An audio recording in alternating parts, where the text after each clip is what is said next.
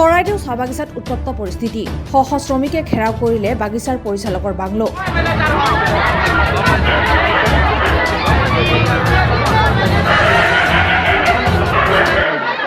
কেইবা মাহ ধৰি শ্ৰমিকে পাবলগীয়া প্ৰাপ্য দৰমহাৰ পৰা বঞ্চিত হোৱাৰ বাবে শ্ৰমিকসকল ক্ষুব্ধ হৈ পৰে।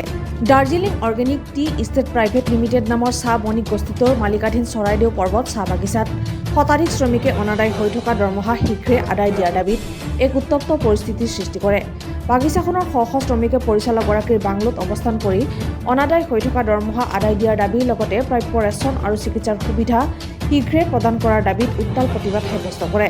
শ্ৰমিকসকলে দীৰ্ঘ সময় ধৰি পৰিচালকগৰাকীক আবদ্ধ কৰি প্ৰতিবাদ কৰা জানিব পাৰি আৰক্ষীৰ লগতে অৰ্ধসামৰিক বাহিনীৰ লোক ঘটনাস্থলীত উপস্থিত হৈ পৰিস্থিতি নিয়ন্ত্ৰণ কৰিবলৈ তৎপৰ হৈ পৰে। পিছত আৰক্ষীয়ে কটকটীয়া নিৰাপত্তাৰ মাজেদি পৰিচালকগৰাকীক বাংলোৰ পৰা আঁতৰাই লৈ যায়।